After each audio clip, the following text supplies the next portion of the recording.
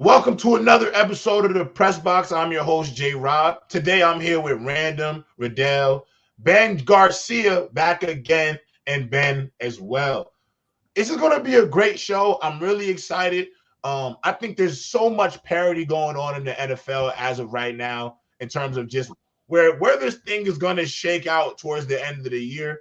Obviously, there's those teams at the top that we love, but I think once we get to that weeks 15, 16, 17, the conversation that we're going to be having going into the playoffs, I think, is going to be a little bit more interesting than we think. So the first thing I want to talk about is, obviously, y'all see the title of the show, Aaron Rodgers, 6 weeks post-surgery, well, 5 weeks post-surgery, because obviously week 1 he played, sort of. 5 weeks post-surgery, he's on the field, he's throwing. There's an optimism that he's going to try to be back by week 15, week 16. My question to you guys is, what you know from seeing the New York Jets team and the roster, and especially that vaunted defense, if Aaron Rodgers could potentially make some sort of return by the back end of the season, how far could you see the Jets going in the postseason? We can start anywhere. Go ahead, Ben. Yeah. We really have to have some talks about Solai, because coming out there, get that W against the Eagles without your main two corners, that's crazy. Like, we gotta have some talks about him. But Rodgers, if Rodgers was playing like throughout the whole season, there would have been a chance he probably went undefeated with his team. Right. I think so.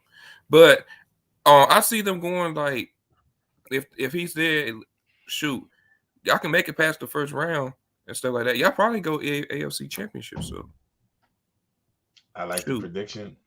Yeah, prediction.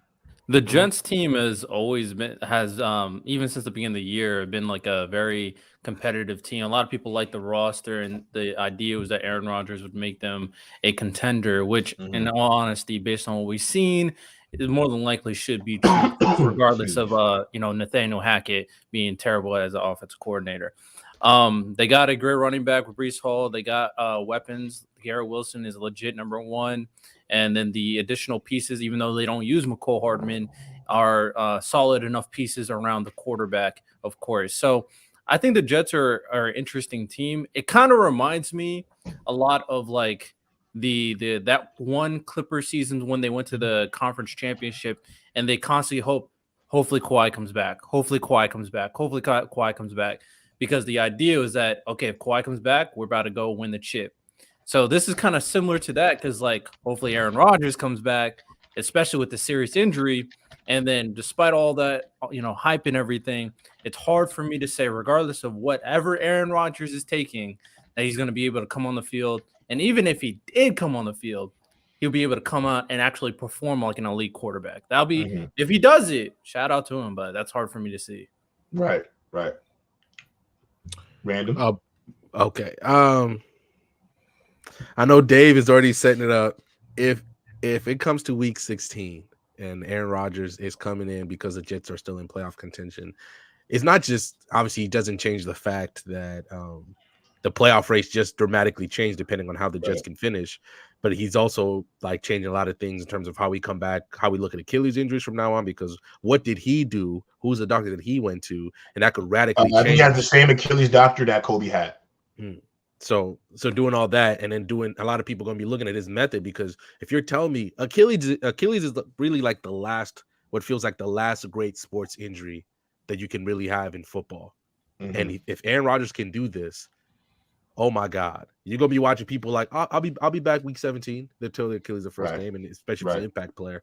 But I still, at this point, I'm hoping that by this point in the season, if they are in that contention, I want to see how the Ravens look and the Chiefs look in terms of, I think the Chiefs, if they can figure out what's going on in the offense, which means maybe they call your Jets and be like, no, bro, here's a fifth for McCole. You don't use him anyway, and we'll rather have him back. Somebody may take McCole Hardman from us, because we definitely don't use him. I actually feel really bad. I think that was an acquisition that I actually really liked, and the fact that we have not gotten the production out of him, and to me, it's no fault of his own. I think it's the offense that we're running.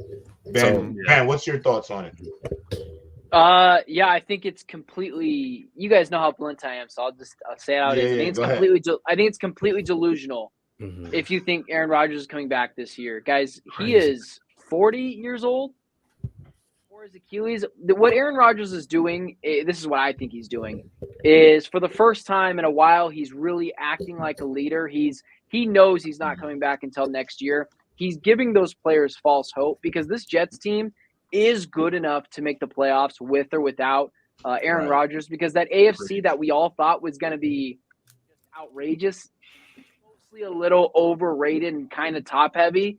Thank you. So, yeah, I don't expect Aaron Rodgers to come back. I think it's just completely illogical. We saw Cam Akers do it back a couple of years ago, and he was atrocious when he came back. And, to say that they'd be 6-0 with Aaron Rodgers, like, No. on I don't paper, agree with that either. Yeah. Well, yeah, but I someone had said it in here, and like it lacks substance. Like they Mhm. probably still lose to the Cowboys. Their Everybody said offensive that. line is still bad. You really probably have to lean on the fact that the Chiefs are probably still going to beat the Jets. Yeah, there's just nothing really here for me where I think, and also the weapons aspect. I know we can sit here and say like it's not Mecole Hardman's fault, but they see Mecole Hardman every day in practice. Mecole Hardman was never really that good with the Chiefs. He was mostly a gadget guy. Outside of Breece Hall, who's coming back from an ACL, and outside of Garrett Williams, who's a very good wide receiver, the weapons are kind of bland, and the I offensive agree with line is that. awful. I agree with that. I think one of the – my bad. I didn't mean to cut you off. Go ahead. My bad. No, I'm good. I overall, just to reinstate it, he's not coming back, guys. It'd be crazy. I know I'm falling for it, but it'd be crazy if he did it. As a Jets fan, I obviously want to have that glimmer of hope or optimism. I will say this. I agree with the point that they see Mecole Hardman every day in practice. But where I push back is we also sign players to this team to make a player happy. And Mecole Hardman wasn't brought in to satisfy Aaron Rodgers, but Randall Cobb was, and so was Allen Lazard. And so regardless of that, they're going to get and I think what people forget, the politics of the game. Those guys, to me, are going to get more opportunities than Mecole Hardman. And listen, I'm sorry. Listen, Ben, we may disagree when it comes to the wide receivers in the room, just because if you look at Randall Cobb, he's one of the worst wide receivers in the league right now. He's first in drops. They did a percentage on his ability to pass block, one of the worst in the league. He can't get separation. He's not great. I think he's very much a different player when Aaron Rodgers is in the game versus when he's out. That has to do with some of the rapport that they have created together. Now, I don't feel like, people believe that, the Jets are trying to rush Aaron Rodgers back. The fan base is trying to rush him back. But Aaron Rodgers is also trying to rush himself back. I think people need to remember that it's not look, is it far? It's damn near impossible, but everything is impossible until it happens. I don't think at one point we didn't think anybody would run sub 10 in the 100 meters until it happened. And every time it happens multiple times where the impossible becomes possible. Now, I have this mindset as 100% a hopeful Jets fan to potentially see a miracle. But also I am confident going into 2025 because he'll be healthy regardless. So I'll still be confident in that regard. However, Aaron Rodgers is going to try, I think, his best to try to be back by week 15 or 16. Now, if it is tangible, I don't know. And the only thing about the Cam Akers comparison is Cam Akers plays running back, Aaron Rodgers plays quarterback. The expectations of the position are a little bit different, and I think the demand on the body is a little bit different. One guy has to throw from in the pocket. The other one has to violently be able to cut in between tackles. I think Aaron Rodgers is going to go at it. I mean, he said on Pat McAfee, if anybody's watched his interviews on Pat McAfee's show, he says he's attacking this thing clearly different than most. I think Shona said it on the last show we were on that he clearly isn't. He's vocally said he doesn't recommend the process that he's going through to get healthy. The technique on his Achilles was a little bit different. And the hope was that he'd be able to throw by week five as he is right now. Now, at the end of the day, Jets fans are asking for the impossible here. And we'll have to see what happens. But if the impossible is tangible, let's say the impossible does become tangible, where we hear the injury on the injury report, week 16, Aaron Rodgers is questionable, then I think one that will revitalize will be good for the locker room just to hear.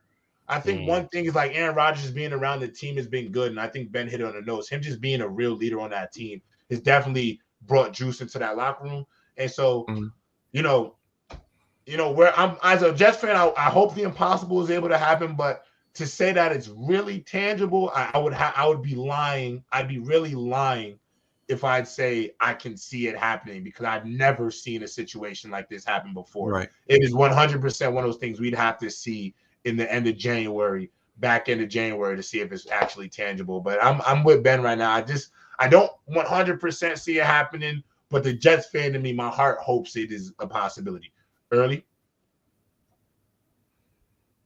He's muted. Carry you, buddy. The struggle. Can you hear me? Yep. I said it's ironic that bottom right wears a hat because he was definitely capping.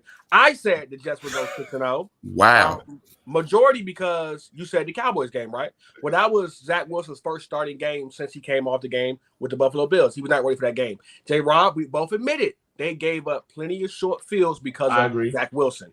So I do think Aaron Rodgers wins that game because, as we see, the Cowboys aren't as good as we think they are. On top of that Chiefs game, and we forget Purdy, I'm a Purdy fan. If Zach Wilson doesn't play a terrible first half and then turn it up in the second half, they win that game. I don't think Aaron Rodgers plays a terrible first half. I think he plays a good first half and a second half, and he doesn't get that fumble at the end of the game that caused them the game. So I do believe they actually would be undefeated with Aaron Rodgers because Zach Wilson has taken games where he has managed, and Aaron Rodgers is not a manager. I think Aaron Rodgers is getting Wilson the ball more. I think Aaron Rodgers is using that play action more. I think Aaron Rodgers is getting Nicole Hartman involved more. Randall Cobb. I truly believe that if Aaron Rodgers is the starting quarterback of the Jets, because their defense is that good, that with Aaron Rodgers running that show, they would be undefeated. Wait, Ben, do you have a rebuttal? Because he definitely called you out. So I want to give you a chance. Oh, did he call? Did he call me out? Yeah, he said you was captain. He said you was captain. No, I do think it's foolish to think that if you just add Aaron Rodgers back to a scenario, it completely changes the team. Aaron Rodgers, guys, people can say whatever they want. The Packers were not great last year because Aaron Rodgers was mostly average last year. Yes, you add him to the Jets. They have more. He was average last year early. He was very average. He was not good, guys. Aaron Rodgers Watson like a Pro Bowler last year. Last 8 weeks, but what happened in the first 12 weeks of that? Aaron Rodgers wasn't good. He was trying to find a receiver. I mean, he had no weapons though. Like I mean,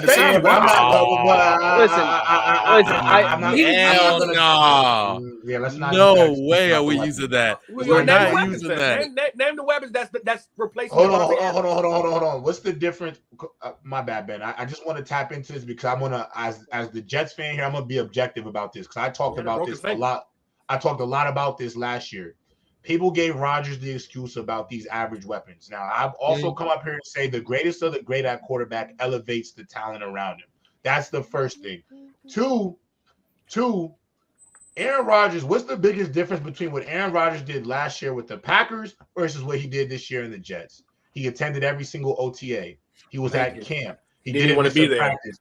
He tried. He did everything in his power with the New York Jets to build some level of continuity with his wide receivers on this Jets roster. What he didn't do with the Packers, with a team with 2 rookie receivers, a second-year receiver, you didn't go out there and try to establish any level of continuity with these young players. You went out there in camp and just wanted to go. And so I think some of the responsibility has to be on Aaron Rodgers. And the only reason I bring that up is because I think he learned from that experience and definitely took it into New York this year. I agree. And Angie Carr said it best in the comment section because she's an avid Packers fan. Like that was the one thing. Tom Brady showed it to all of us. You need that timing, those OTAs. You need that. All that helps you start the season off. Hopefully with your hand on the ground and you ready to sprint. You can't miss those. Tom Brady can play 20 years in the NFL and never miss an OTA. then Yeah. Aaron Rodgers, I can't. He was really being give that pouty. same Like he was grace. being pouty. He was Yeah, I can't and give you that see, same grace. I I can't. you agree see with it that. every time Aaron Rodgers sees the mistakes from the receivers. Like he was vividly disappointed, and the And receivers I were thought afraid that to make wasn't fair mistakes. either. And I wasn't. Yeah, And I don't think that was so fair either. These are first-year players. exactly. Rookies, when their mindset is shot at the same time, makes it very hard to play in the NFL. You saw it like especially when they're playing with wasn't Aaron it like the Rodgers. first play of the game last year, like that route to Christian Watson, and Watson like dropped the ball in the first play. Mm-hmm. It was Your multiple.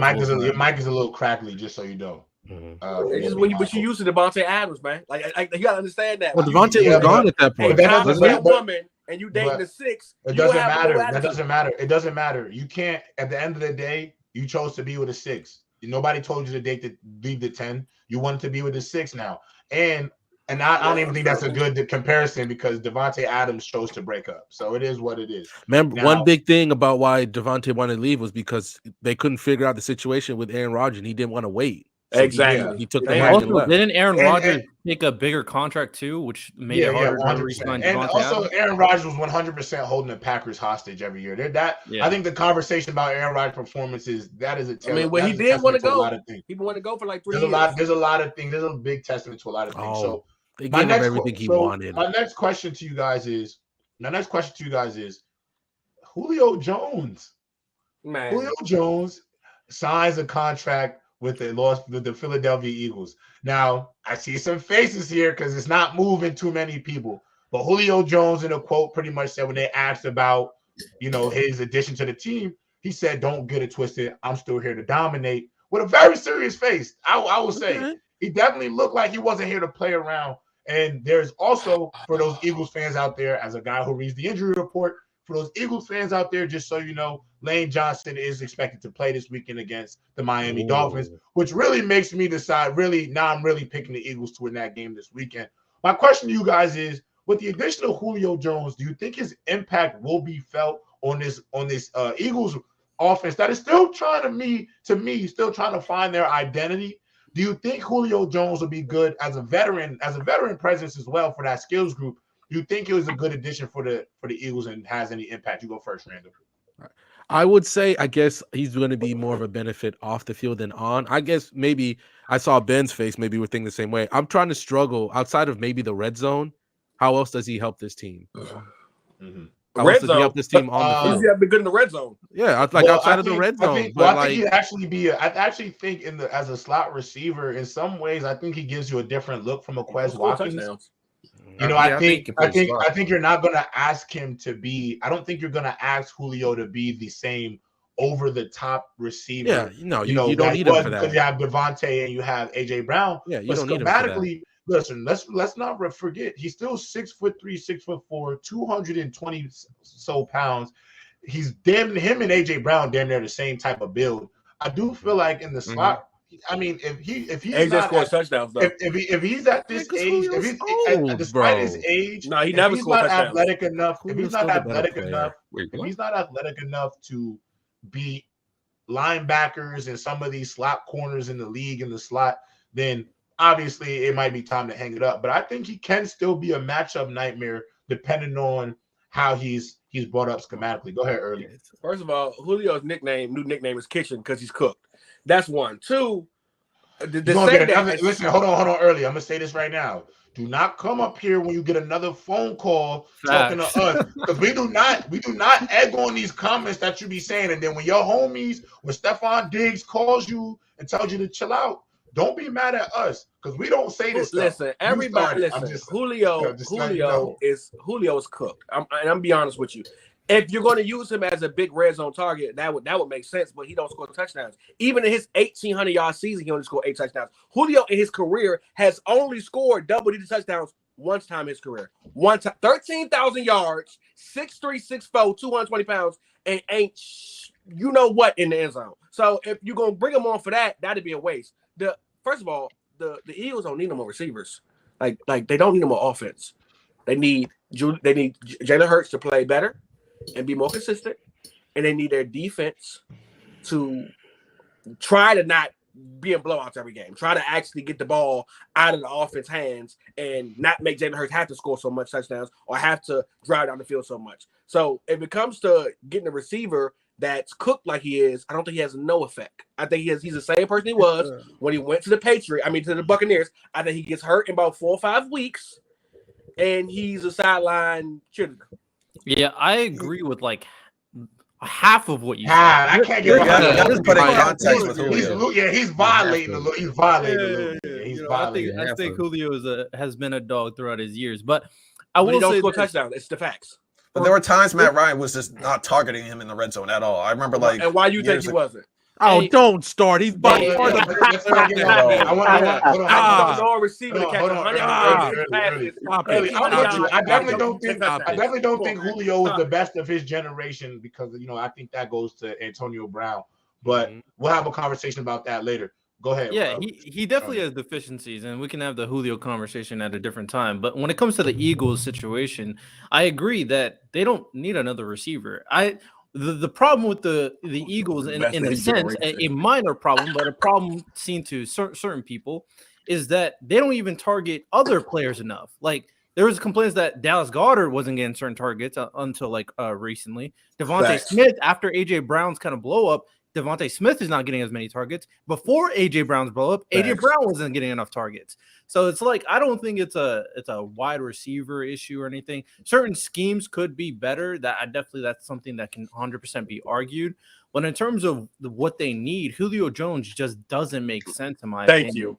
So maybe, like Random said, maybe he'll be good off the field. Maybe he can teach certain receivers, certain things that he learned throughout his years. I do think Quez Watkins is an interesting receiver because considering he has the speed, but they're kind of doing too many long balls at the same time. But those short intermediate routes, those should be Dallas Goedert's to eat up, and Devontae Smith too. He was just dropping a lot in the last game. So yeah, I think the Eagles right now, it seems like the biggest issues for them on the offense is scheming.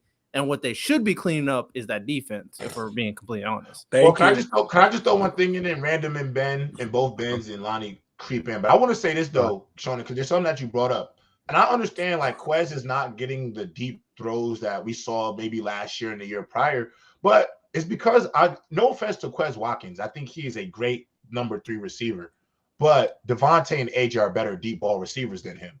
And if that's his niche, but my X and my Z are better than you at your niche, I think was he that number 3 last year? Or was my high school teammate Dak Prescott at number 3?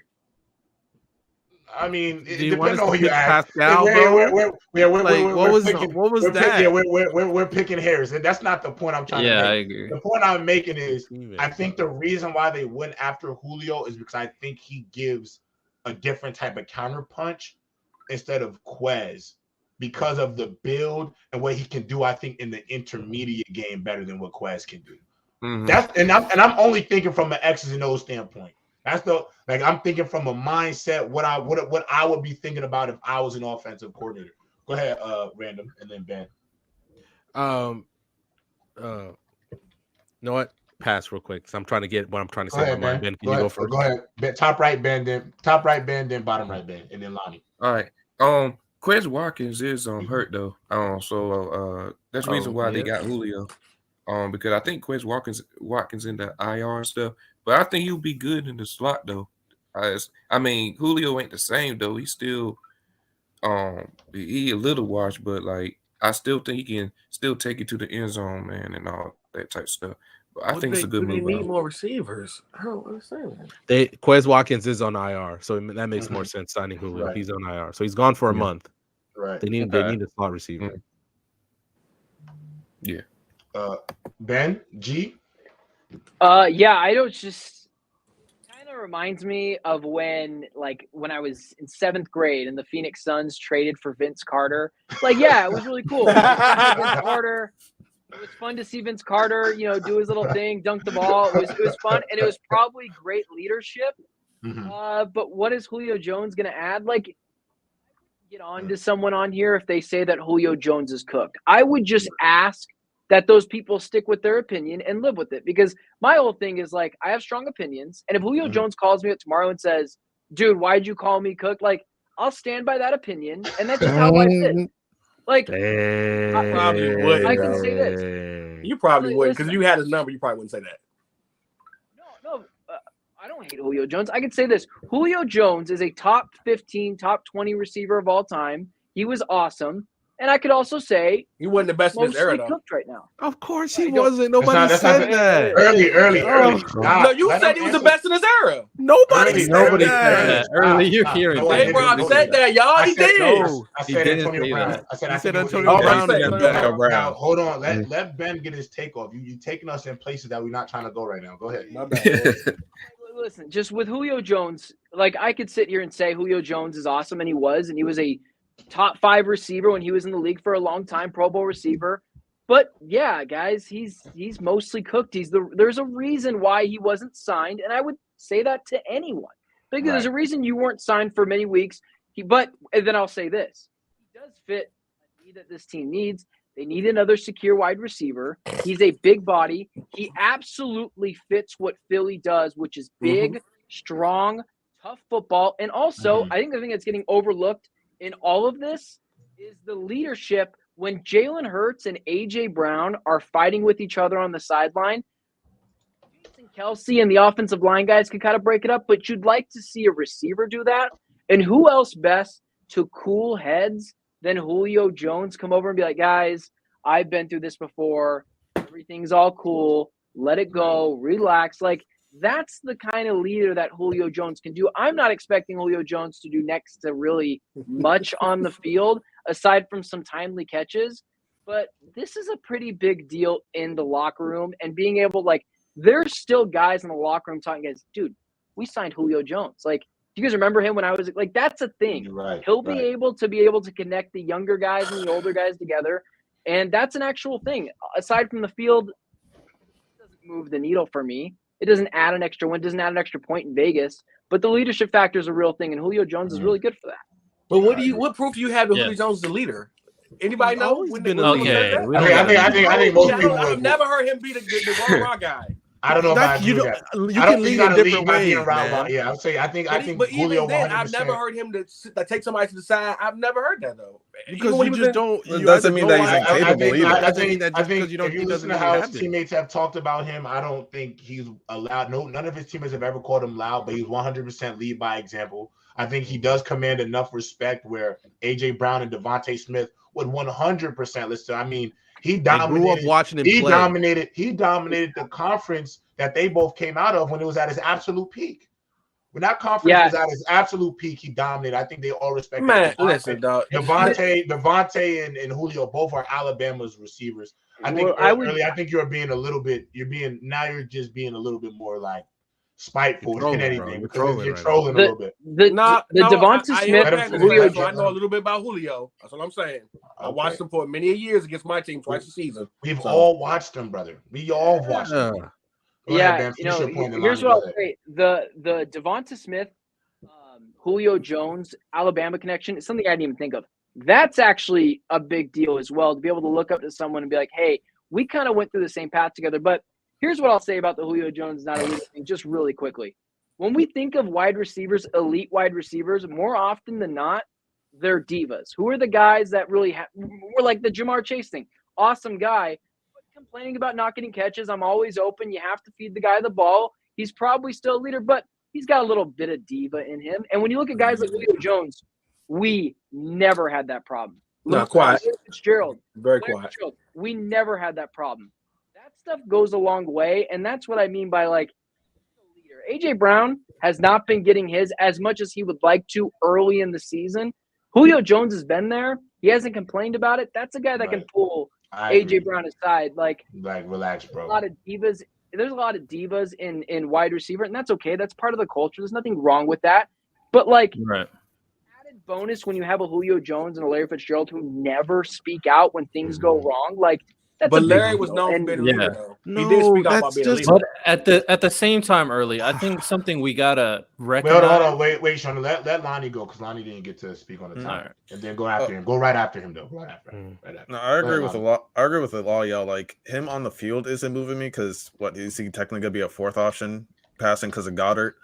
But I do think he'll still be a red zone threat. Like, but in terms of he's not a diva, but people don't talk about it. It's like how many times did it was like, oh, he might not show up to training camp pay raise. Not showing up to training camp, pay. So like he does a lot of things behind the scenes. I'm That not don't faulting make you him a for it. diva. That doesn't make you a diva. I'm not calling him a diva, but I'm just saying like diva, though.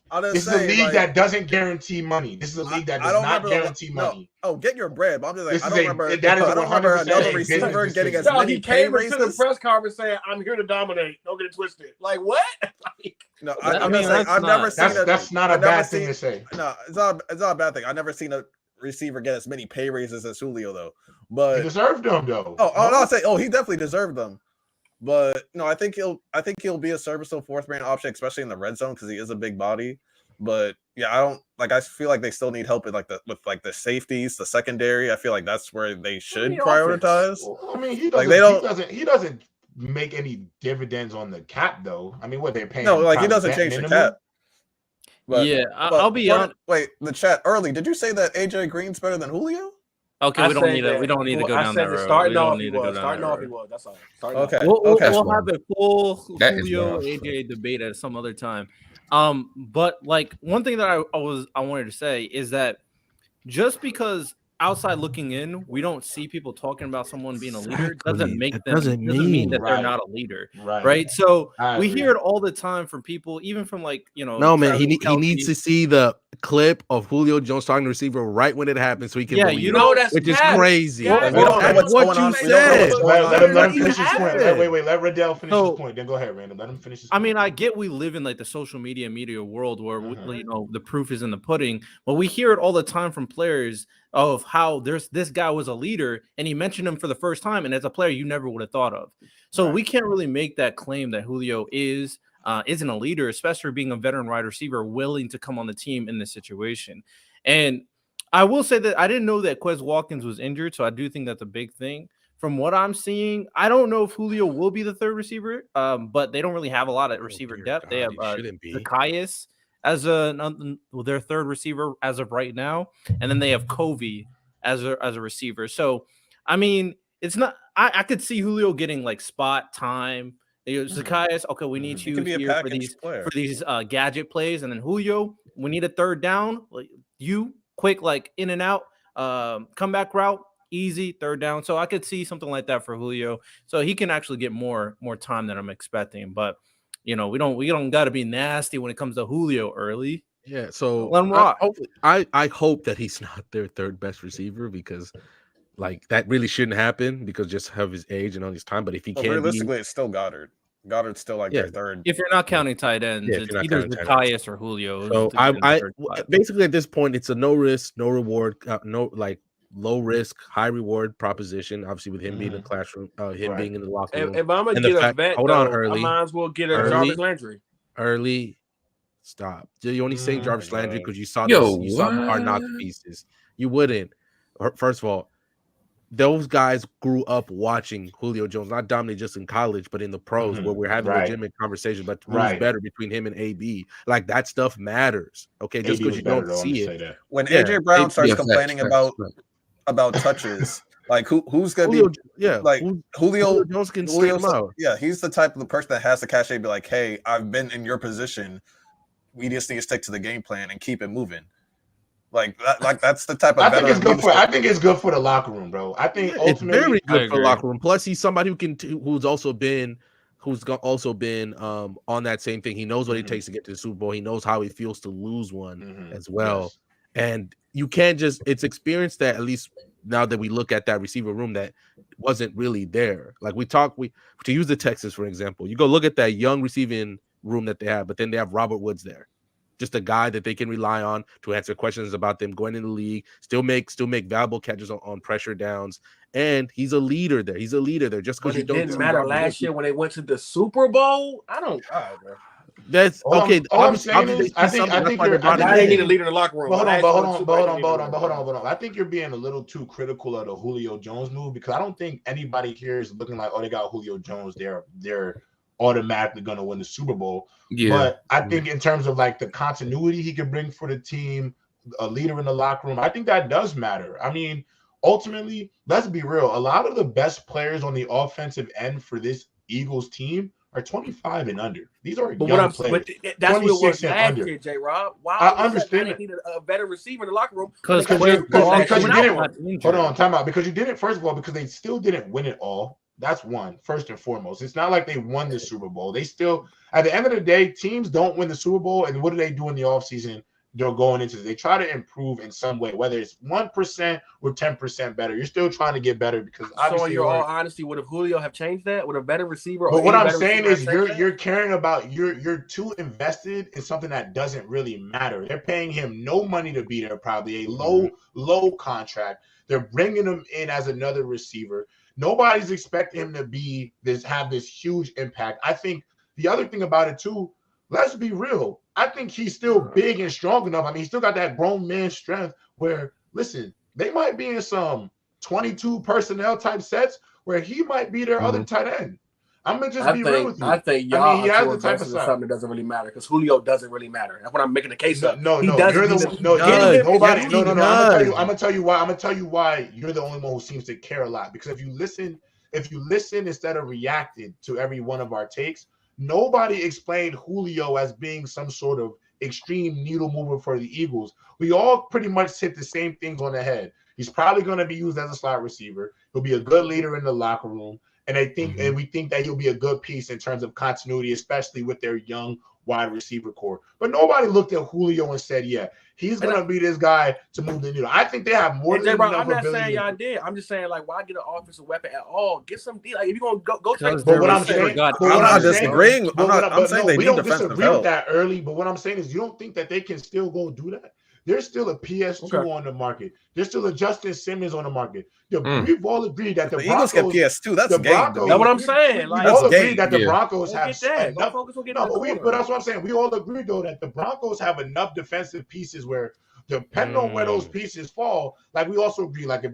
the Justin Simmons and the PS2 fall to Detroit, that's a needle mover. If they fall to the Eagles, that's a needle mover. But I also think too, what I think people got to realize about the Julio Jones move, where I think it fits, is you got a new offensive coordinator, and I think there is a level with young players, a level of frustration. I think there's things that when it comes to installing a new offense, there are some situations of learning to get that chemistry, the new playbook down. And I can see Julio being a guy to come in and help that process as well, So I do think there's going to be some more. I think the benefits will be more from an internal standpoint than an external standpoint. We'll see how it unfolds. And I will say this, is anybody who's played has been in a locker room in football knows that there's been talented teams who lose to teams that are more tight-knit from an interior standpoint because of what the motivation is. Like, I think one thing about the Lions is they 100% have adopted the identity of their head. Yeah, they love each other. They took that Dan Campbell run through the wall type of attitude, and that is adopted in that team. Because I say one thing, well, we'll get into the Lions later on. Let's move on to this next topic.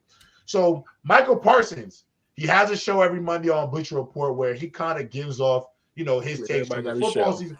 Everybody has a show now. I mean, look, we got a show. But I think this is the most objective type of talk. I think, the difference between television and the internet is I think people really speak more candidly on the internet than they do on TV because of some of the restrictions of the two. So Michael Parsons pretty much said the rest of the world pretty much over-criticizes Dak. When other players go out and have bad games, Jalen Hurts and company, nobody has the same level of vitriol towards those other players compared to Dak Prescott. And so my question to you guys is, do you guys feel that Dak Prescott is over-criticized as a quarterback? And does Michael Parsons, is he telling a bit of truth with what he thought about Mike is drinking that Jerry Jones juice. Well, go ahead. Actually, Lonnie, we'll start with you. Yeah, you started off. No, two things can be true. Like, since he's like the Cowboys quarterback, does he get over talked about and over criticized and overhyped? Like, yes, because like they're the biggest market in the NFL. But at the same time, like, it was convenient that Micah chose for Brock Purdy's first loss and Jalen Hurts' first loss of the season to like finally say something, because Dak Prescott throughout the whole year has been playing scared, playing not to lose. Thank you.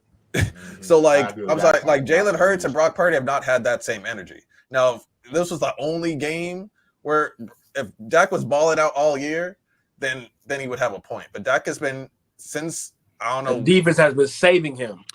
Ben, Yeah, defense was saving. He can't straight. Like he's not like bro.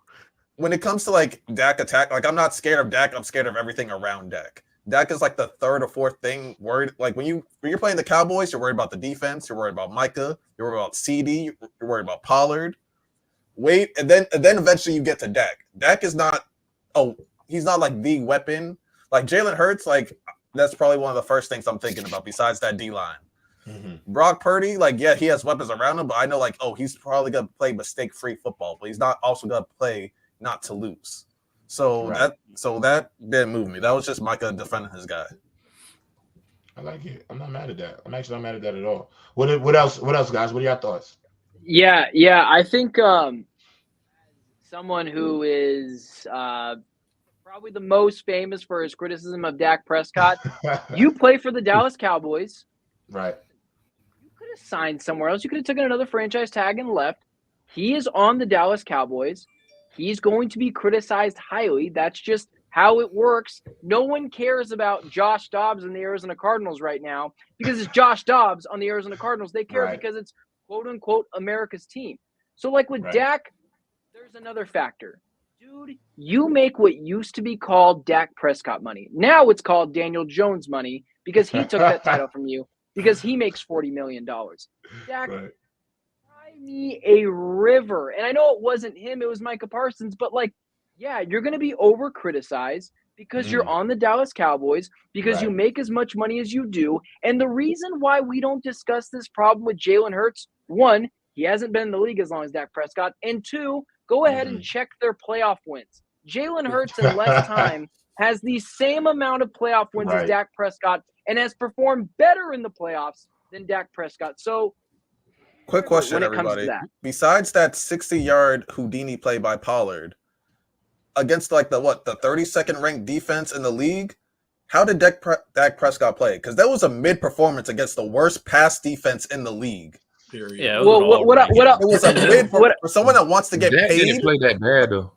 No, I don't think he played horrible. No, it's not that he didn't play bad, but for someone that wants to get paid to have like a mid performance against the worst pass defense in the league, it's not moving me. Like I'm sorry, like if you're an elite quarterback and it's the worst pass defense, you should be cooking them. Well, I don't think he's elite. He's not elite. Exactly. He wants to get paid like he's elite though. He wants to get paid like that. Like that's Dak Prescott. What I'll say is he did. I think he did play pretty well against them on Monday Night Football against the Chargers. But there's a lot of things to that. The Chargers defense is awful. And another thing, we wouldn't be talking about how good, bad, it doesn't matter how Dak Prescott played on Monday if Justin Herbert doesn't throw a pick to the other team, because Dak Prescott could have sealed that game up with a wide open Tony Pollard in the end zone. And the only reason we're not talking about that is because they ended up winning that game because Justin Herbert couldn't stand upright in his pocket because for some reason their offensive line is bad now. So, yeah, he played well, but I promise you I'd be ripping Dak Prescott a new one on my show this week if Dak Prescott – Plug your show real quick so people know where to find you. I was interacting with some guys in the comments. There's the Ben Garcia show. I launched it about a month and a half ago. If you like really strong takes, if you like really strong takes and opinions, or you just want to come hate on me, go do that. I encourage all of it. Ben started some stuff with him, and I'm taking over. The Ben Garcia show, ladies and gentlemen. Make sure I go tune in. For sure. My biggest thing when it comes I think let him finish. Let him finish. Go for it. Sorry, and I'll wrap it up really quickly. If Dak Prescott basically doesn't play that well, guys, people like me are ripping him a new one because he makes $40 million, and he completely missed Tony Pollard in the end zone with the game on the line. Yeah, and deservingly so. And there's a lot of things that people have said that I agree with when it comes down to it. Like you've said, Dak is on the Dallas Cowboys, the team that's going to win the Super Bowl every single year. He's getting paid all the money he's getting paid, obviously, and he did all that stuff to get highest paid and all that stuff, which is, it is what it is. And more so than anything, in the beginning when Dak took over from Tony Romo, a lot of similar criticism. Tony Romo couldn't get them over the hump.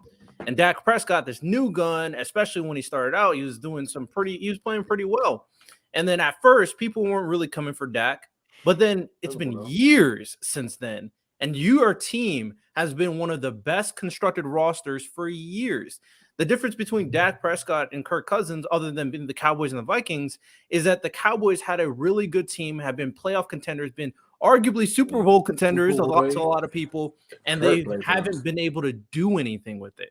So Dak Prescott, his situation is all these factors that we're talking about all combined into each other, which is why Dak Prescott's getting criticized as much as he is. If Brock Purdy and if Jalen Hurts have this same type of top-tier roster for the next 5 to 6 years and still can't get over the edge, they'll be criticized the same way. Probably not as much because it's not the Dallas Cowboys, but they'll get the same type of criticism.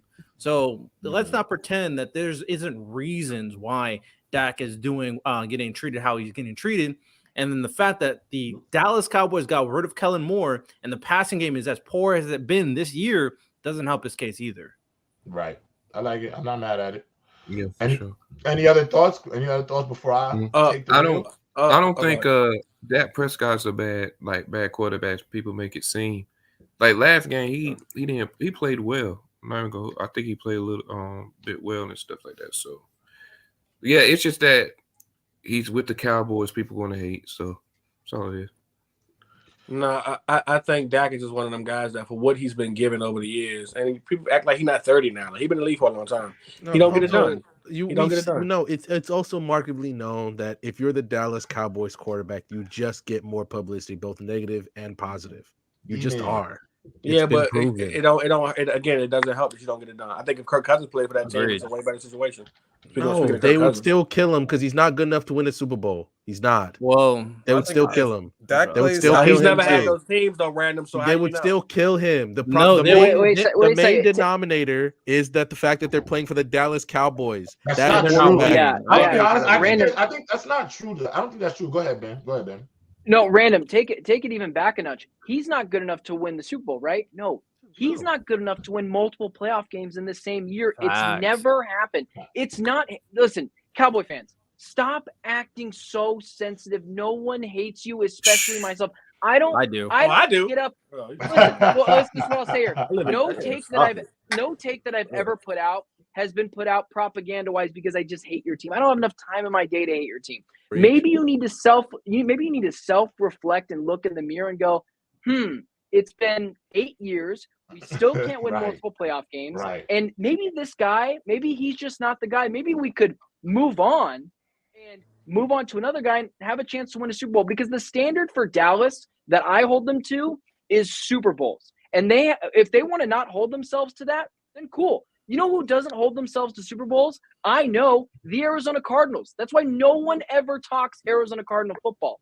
We hold the Cowboys to a higher rank, and if they want us to bring that down and talk about divisional playoff games, we can do that. But if you want to be held to Super Bowls, like your franchise notably is, we're going to do that, and Dak Prescott can't even win multiple playoff games in the same year. It's not happening. When it comes to the Cowboys, go ahead, Lonnie. No, I said when it comes to the Cowboys, like, could they be like the 49ers with Jimmy G? Could they be like the Ravens with Joe Flacco? No. They got there. But my thing is, like, this year, like, they still play the Lions, have a quarterback better than Jimmy G, and it doesn't work. Yeah, they still have the Lions, the Bills, the Seahawks, Dolphins, Eagles twice, the Rams. They might not. I see a lot of possible L's. And I don't see Dak elevating yet. Like, if he plays better, then that's a different story. But if he plays at the same level against those teams, they in trouble. So I just noticed a pattern that most quarterbacks who franchise believe in them, they pay them early. Patrick Mahomes, they had to fight and scrap for his. Lamar, they had to fight and scrap for his, but Justin Herbert, they had to fight and scratch for his. Like, most quarterbacks who organization believe in them, they pay them early. We all know that it ain't just us giving the Dallas Cowboys a hard time. Jerry Jones didn't even believe in Dak Prescott. Not only did he not believe in him, we're talking about a team who, if you had a parent who always promised you something or always promised to get you but left you on the porch every time, at some point in time, you start coming outside for that parent. Like, bro, go on about your business. And that's why we don't like Dallas Cowboys, because every year it's the same thing. It's the we going, and they disappoint every year. The fact they haven't won a Super Bowl since 1996, and they act like they won 2-3 years ago is insane. That's why they have so much pressure on them. Jerry Jones has created that. He might be the only owner other than Jim Irsay who talks so much, has his own podcast. He always speaks on stuff, and that's why we don't like the Dallas Cowboys. But Jerry Jones is always a in your star, face. The same way y'all crucified Sean Payton for going from media to media and talking this shit. Now we blasting them. That's why we blast the Dallas Cowboys, because if Jerry Jones just sat back like my man Kraft and just won, we wouldn't give him a hard time. But you are the reason why your team is like that. Since you came to the team in '89, you're the reason why it's like that. So I just want to add this to the mix about the Dak Prescott thing, and realistically, I don't think Dak Prescott is over criticized, because say what you want, bro has had Super Bowl ready rosters for pretty much his entire career. I mean, listen, do I think every roster has to be perfect? No. I watched Patrick Mahomes with a subpar offensive line go to a Super Bowl, and obviously they got exposed by the Buccaneers. But they still went despite their deficiencies. I always say this: the best quarterbacks to do it, to me, will always be the guys who are able to elevate the talent around them. I don't think Dak Prescott has shown the capability to do that. I think a lot of his successes come from the fact that Ezekiel Elliott spent the first 4 years of the league and potentially the best running back in football, and also the league leader by a mile in carries. I mean, that O line was dominant during that time. Now, I agree with Ben. The star does come with a level of expectation because it is America's team, and that is the truth of the matter. I mean, ultimately, the Dallas Cowboys will have that level, but despite that, it's not like this is the expectations of a team who hasn't been good. Like, this isn't like Michigan Wolverines fans who over the last decade have said Michigan was going to be good, but they didn't have essentially the talent to really compete at the top of the college football standing. The Cowboys over the last 5 years have had that level of talent to compete, and they've fell short time and time again with these rosters that are able to compete. So I think the criticism is warranted, and I also think Michael Parsons is losing me when he says, why are we not comparing them to Jalen Hurts and the Brock Purdy's of the world? Well, Brock Purdy went to an NFC championship in his first year, 7 starts in, and Jalen Hurts has been a starter in this league for three seasons now, going into his 3rd season now. And so the comparison, Dak Prescott, you were in high school when you took. I was in high school when you took over the job. Randy, stop arguing with him in the chat. They stupid. Yeah, I ain't gonna lie, Random. I'm cooking this dude right now. I'm cooking the him. guy you're arguing with. No, first of all, Brandon Cash, Jerry Rice was an All-Pro in '96. Yo, but Random, you're arguing with a guy who likes to hear himself speak. Like he thrives. He's literally an All-Pro in '96. He thrives. He really said Dak could win with the right roster. Led the roster. league in receptions. He said Dak could win with the right roster. What roster has he not had? He's thrived. He thrives off people responding to him. Please don't give him the attention that he needs, bro. He has an egg. Unless he's trying to drop some super chaps. Yeah, he has want the attention. If he's not throwing a super chat, stop speaking to him. Like he thrives with a mouthful of eggplants. Yeah, he thrives with a mouthful of eggplants. More times than not, he's up here with a mouthful of eggplants, bro. So you just gotta let that rock. But let's switch gears now. Obviously, there's been a conversation, I think, about the quarterbacks right now. I think there's some new quarterbacks. Are we gonna speak on AR being out for the season? Well, yeah, I mean, it's not really worth. And we already touched upon that. I don't want to get too lost. I don't want to talk too much about that. But my question is, I want to hear everybody's top 10 quarterbacks right now. New faces. I really want you to try to go as close to in order as you possibly can, just so I can really, so the chat and the panel can really understand where you have certain players ranked. Obviously, Random, Shonen, y'all been up here the longest, so y'all have had the most time to think about it. My question is, which one of you first wants to go ahead and talk about? We're going one by one? Yeah, we'll go one by one. Top 10. Yeah, go top 10. You can go as close as possible. No, I mean, like, are we going? Okay, talk about number one. We can just all say who number one is. No. No. Go who? No, I want to hear your full list, everybody's full 10, and then at the end we'll discuss like where like maybe discrepancies lie, or we'll go by everybody's list and be like, I don't see that. So you go first. All right. Well, we on the fly, so let's get it. First, obviously, no orders to make this easy on me. Patrick Mahomes. No. You gotta get something close to an order, bro. Can we agree together? All right. You all gotta right. dodge Like, the make a smoke, list man. together? You gotta dodge Yeah, the you smoke. can't No, dodge just that. while That's what all the other people are that's what I was going, saying. you make your list. Patrick Mahomes, Fuck you, Randall. number one. Language. You know what I'm saying? And I think the last, I'll go Josh Allen, number two.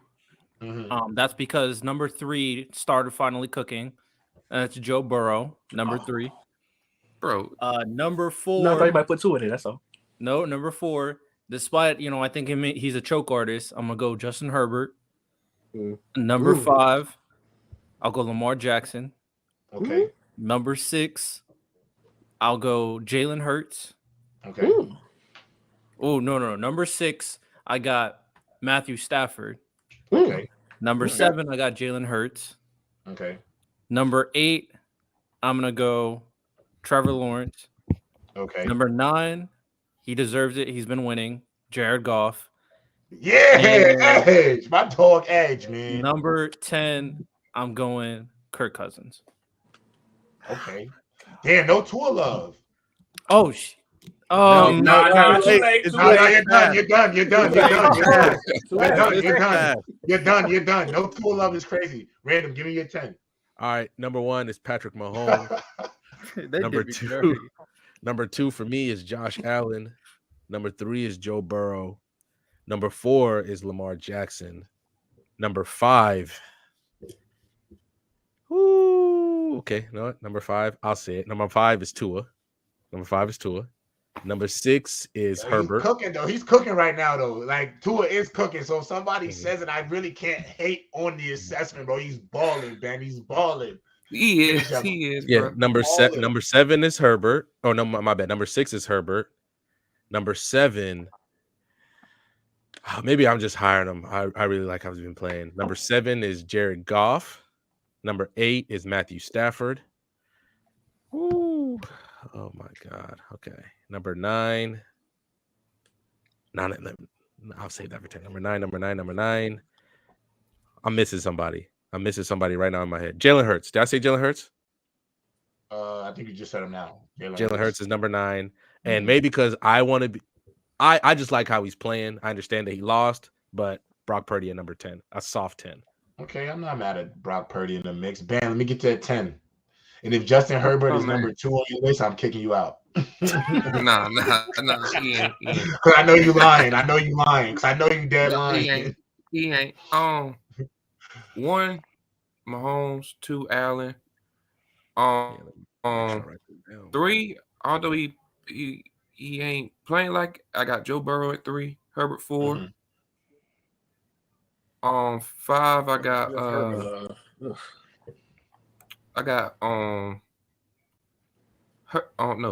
Tua. Then I got Hurts, Lamar. Shoney, you can't come back and switch it up, bro. Hurts, Lamar,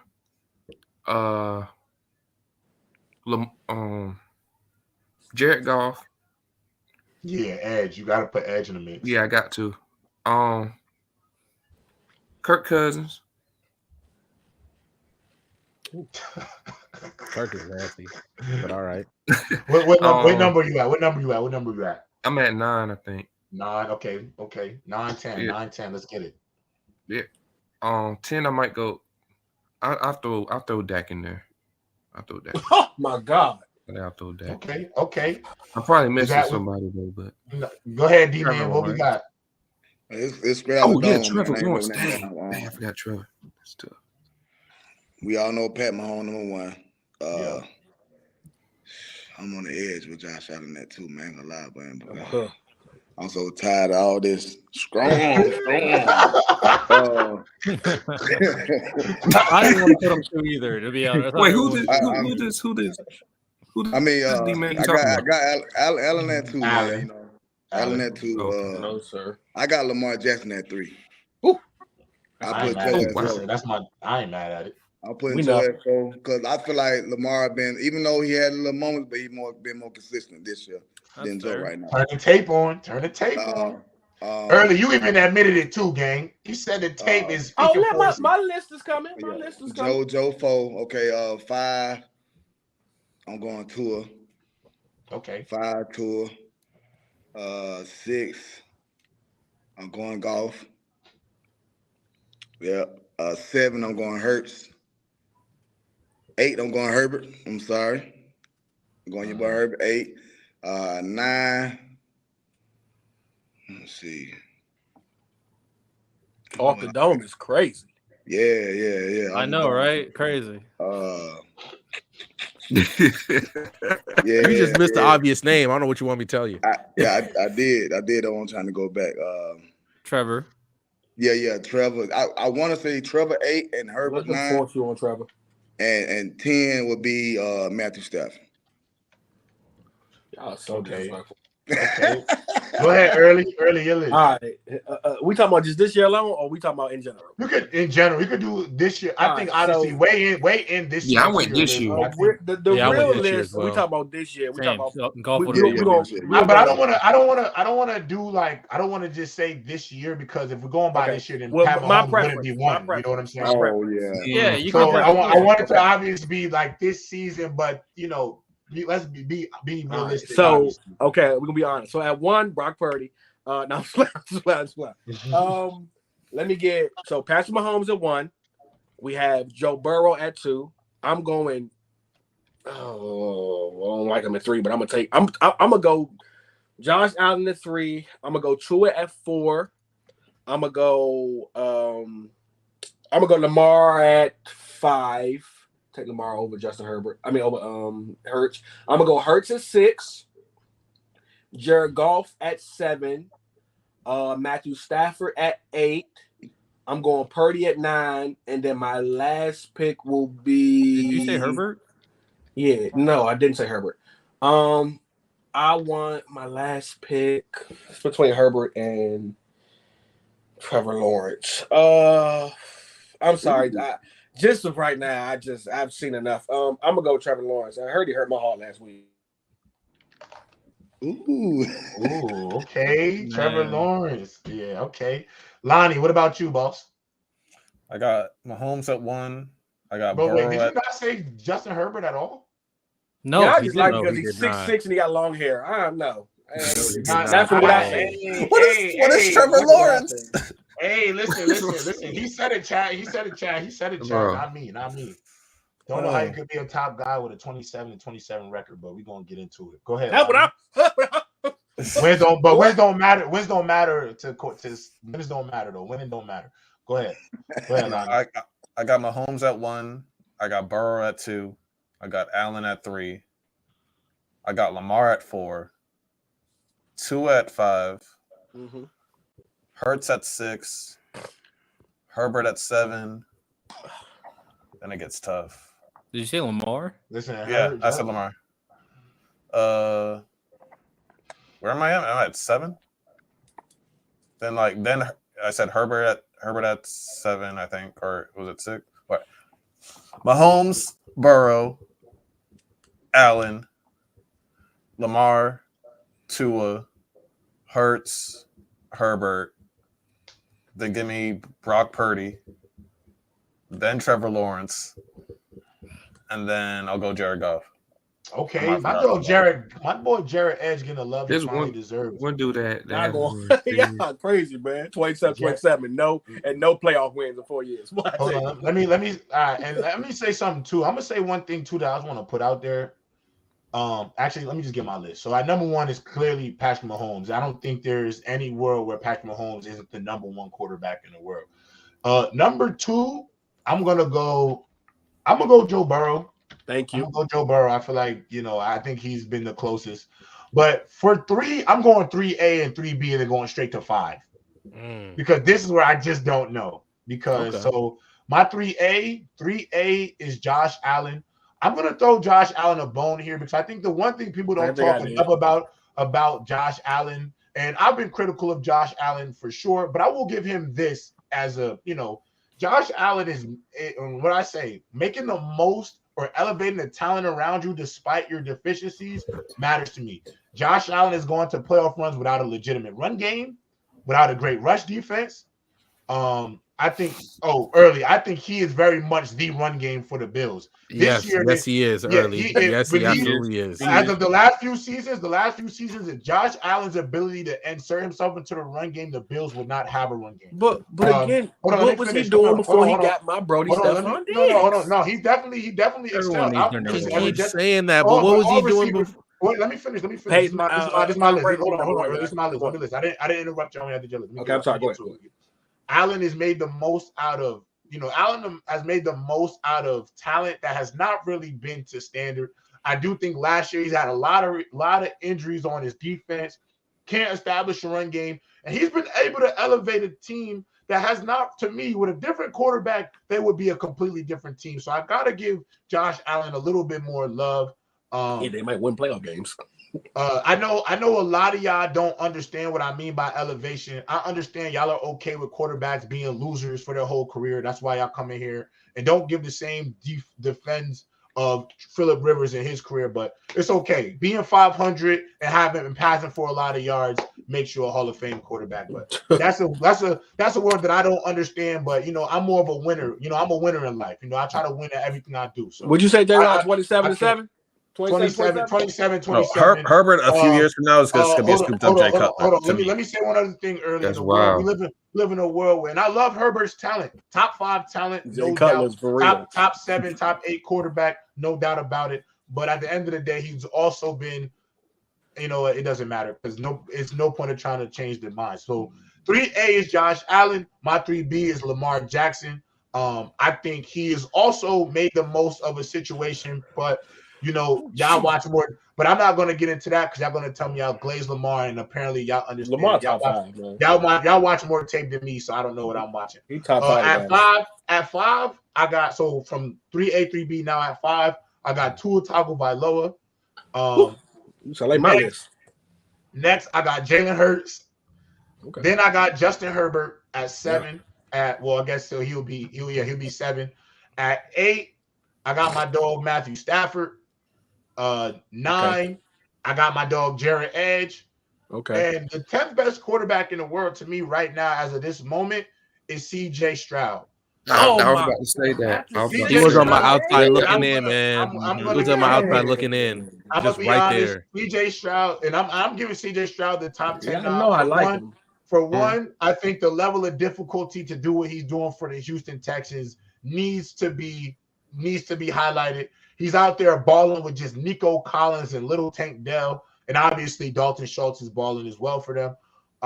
And this is also a team that didn't have any expectations to be right in the thick of the AFC South as they are. They 100% could be in a situation where they might find themselves playing for the division. I also think it's not a foregone conclusion anymore. Obviously, I want him to build on this, but it hasn't been a foregone conclusion for me right now that C.J. Stroud might not potentially be the best quarterback in the division.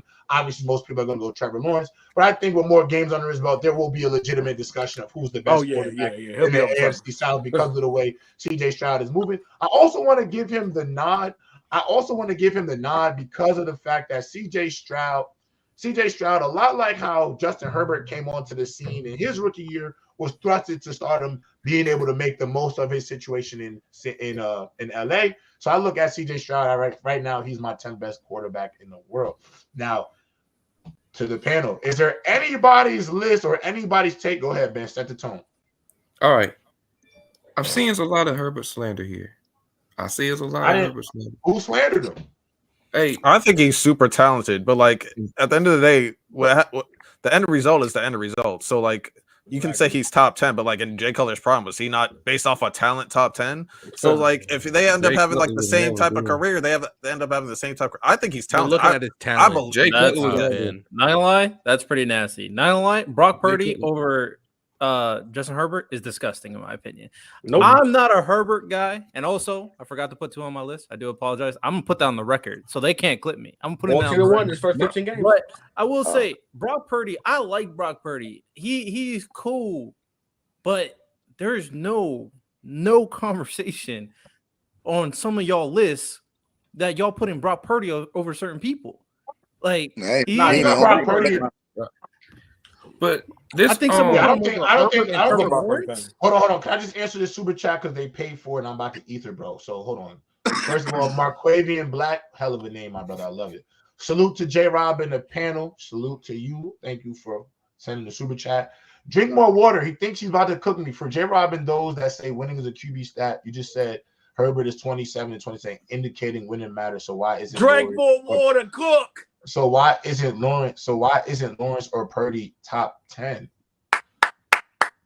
They might top 10. Drink more water. So hold on. I don't get the Lawrence, but I don't get the Lawrence thing because so Lawrence spent the first year of his career losing. Y'all want me to put an eggplant in my mouth for Lawrence because of the last 8 games of his season with the Jaguars. We're talking about situations, right? Hold on. But this is the thing about Drink More Water, and this is why I'm about to ether him right now. Drink More Water. You watch this show a lot because I see you in the live all the time. You come on here. I'll say you're a very much avid watcher of Players' Choice in the content. Not so much. I'm about to violate because this is the thing. I hate when people say the same comment to me because I still have to continue to say the same argument. When we're talking about the top of the top quarterbacks who ever play the game, winning has to be taken into account because we are splitting hairs. We're talking about accumulative yardage, completion percentages, yards. So there has to be some sort of factor if you're going to compare people. When I make that comparison, but obviously nobody listens, they just react. I say time and time again, when I'm ranking the top quarterbacks to play this game, I'm going to account for your ability to win football games. That's just me. I'm not changing my mind about it. So it is what it is. People are obsessed with I think it matters. People are obsessed with the term top 10, but like 6 through 10, J-Rob completely ignores the situation that quarterbacks are in. I have take into account of everybody's situation. First of all, you go out there, you're going to tell me I'm hard on Justin Herbert, but I know y'all don't watch the tape because y'all watch Justin Herbert play to look for his cop-out. Y'all watch the highlights. Y'all watch for him. Y'all watch the highlights. Y'all don't really watch the games. Half y'all don't really know what y'all even be looking at.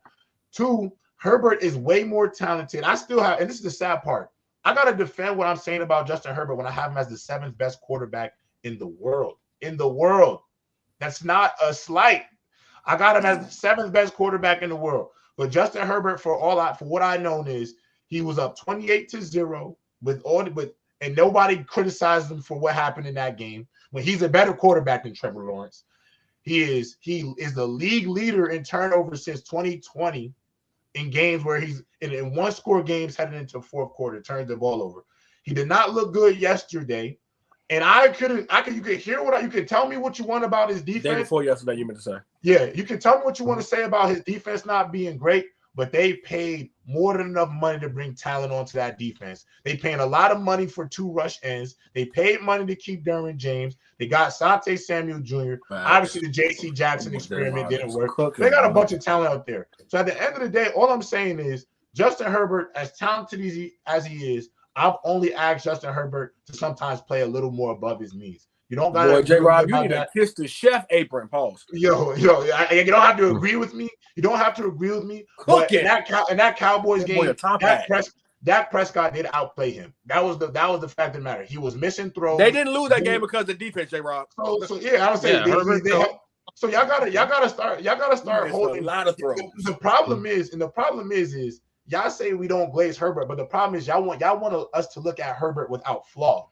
And that's really what it all comes down to. And because we criticize Herbert because we think he has flaws like everybody else, there is this preconceived notion that we hate Justin Herbert. But anytime we talk about him and anytime somebody puts him on a list, I don't see Justin Herbert falling past from 3 to 7 on most people's list. So how is he disrespected if most people still have him as one of the top throwers of the football on the entire unless you're planet? early and just no, but if I'm a Lamar Jackson, I had him like 6 or 7. I had him like 6 or 7. You can't win. You're not going to be able to. You're not going to be able to win. So you know what I'm saying. There's no way to win.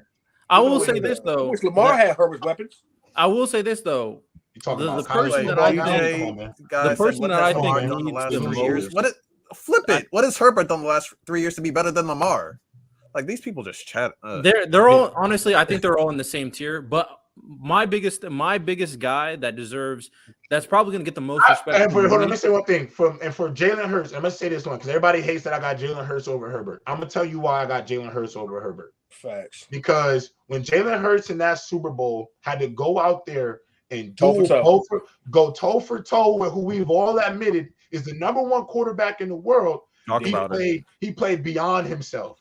He played more than beyond himself because if he didn't go out there and make every play that he made, that Super Bowl will not look the way it looked. The score wouldn't look the way it looked. And if you don't say, and you won't want to admit, he made more than enough throws in windows in a pressure cooker game, and he played great. So I saw him at the pinnacle perform at a masterclass, so I'm giving him credit for that. Not to mention, if you're being honest, when the Eagles drafted him, he was a stop quarterback. He was supposed to be a stopgap quarterback. They didn't see him. So that's all. I mean, listen. Like I said, he was not their future. That's my thing. I think Hurts and Jalen are right there, though. It's literally Jalen Hurts. Just next season, Justin Herbert can overtake Jalen Hurts. It is 100%. They can be in the same tier. Jalen Hurts, Herbert, and Lamar are all in the same, and Trevor honestly are on the same tier for me. But the one quarterback that I wanted to bring a little bit more attention to, which I think so far because of his injury last year, that's why I'm still kind of hesitant a little bit until he gets back to true form, and it looks like he is. And that's Matthew Stafford. By the end of the year, I think Matthew Stafford probably should be a definitive top 4 quarterback in the NFL. By the end of the year, especially considering top 4? That's not crazy at all. That's not crazy. Why not? Why not? Why not? Why not though? Why not though? I think that's any day. Why not? Why not? Especially the clutch. Like, obviously, his Super Bowl, his Ram season where they were cooking and they won the Super Bowl. Like, how many people actually had, like, nobody had Joe Burrow over him, obviously. Most quarterbacks were not over him at that time. And Matthew Stafford, if he returns to form with this offense to be back on track, like, Joe Burrow and Josh Allen probably, I mean, Mahomes is one. That's not arguable. Who was your number 4? Even the conversation between Stafford, Joe Burrow, and Josh Allen closes immediately to the point where it's like, pick your poison. Stafford has all the talent. He has all the intangibles. He's actually clutch. Sorry, Herbert. And there's really nothing you need from Stafford that he can't provide. He is that guy. So based off your list, so you would have him above Herbert, Lamar, and Lamar? Oh yeah. Yeah. By the end of the year, I can see him going. He's not saying right now. He's saying if he plays. I mean, listen. No, I know we're talking about by the end, but like, okay. Yeah, sure. Let's just pretend like the other guys won't just be getting better also, but okay. Okay. The biggest thing on I don't think he's saying that. I just think he's saying that he thinks Stafford will perform as well, if not better than the same those players. Okay. Have you seen Matthew Stafford play, Randall? Yes, I have. I've seen him play in both losing and winning situations. I'm sorry. I'm taking a few quarterbacks over him. He is the perfect example. That's okay, though. Yeah, that's what I'm saying. If this guy play here, and he showed you that if you actually put him somewhere with a good team and a good defense, he can win it all. We say this shit. They also didn't stop him from taking all the money. I don't know. Now, to me personally, do I think he'll end up being a top 4 quarterback? No, I don't, because I still think there's a lot of guys that I would still probably take over him. But to me, Matthew Stafford and Colt Warner the same player. With me for the I'm mad at it. How y'all talking about Herbert and stuff? Y'all always bring up like the winning junk and all that, which I get it. But did they not do this about Lamar though? His rookie year. What do you like about him? Huh? What do you like about him? What do you like more than Trevor Lawrence? Hold on. Ben, can I ask you a question? Why doesn't the winning thing matter for all these? Why does the winning thing only matter for elite quarterbacks not named Justin Herbert? Because people just care about talent. They were killing Lamar for not winning the playoff game. Hold on. I've come up here. I've been doing this show for 2 years now. I've listened to people clown Josh Allen for his inability to win. I've seen Lamar Jackson get the most criticism for not being able to win. I've seen Joe Burrow get criticism.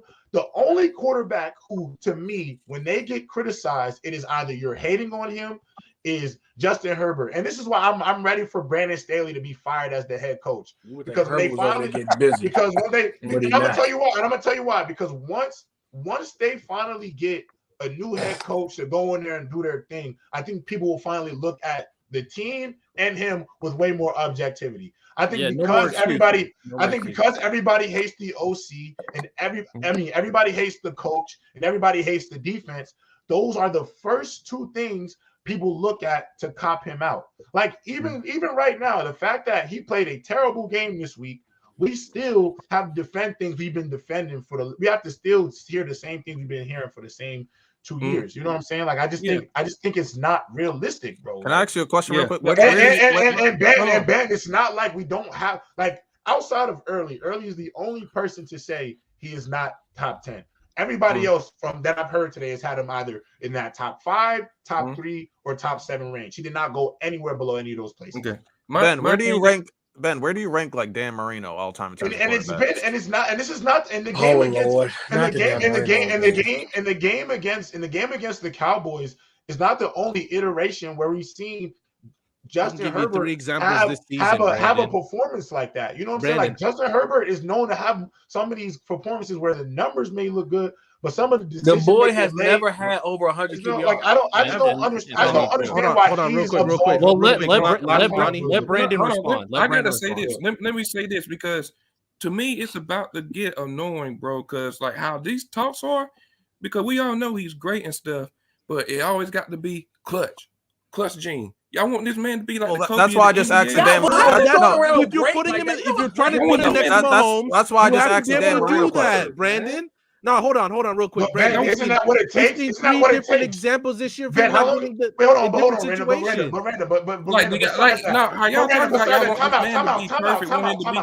Time out. Nobody needs him to be perfect, and that's what y'all gotta understand. And I keep telling y'all that. Somebody great. Nobody's demands any quarterback to be perfect. Nobody's demanding Justin Herbert to be perfect, but people. And this is what I said to you 2 years ago, but I've been saying this for 2 years when he was in year 2. I said, we're going to blink. It's going to get to year 4, year 5, and nobody's going to care about how great his numbers are anymore. They're just not. Because at the end of the day, whether y'all say winning doesn't matter, that's what people ultimately do care about. You want to see, that's why they bring all these quarterbacks in. And I understand the situation isn't perfect, but no quarterback situation is perfect. Ben, I watched Lamar Jackson go out there and have receivers drop 8 passes, 3 that would have went for touchdowns. I literally watched everybody in this chat and a lot of these names that are talking in hopes to defend defending Justin Herbert. These same names are the same name that called him trash when he had 8 drops and his team is the 3rd leading team in drop rate in the league. So I already know that the criticisms aren't equal, and as much as that people want to sit here and act like they are, they're not, Ben. So and I don't think that Justin Herbert's situation is perfect. I don't believe in Brandon Staley.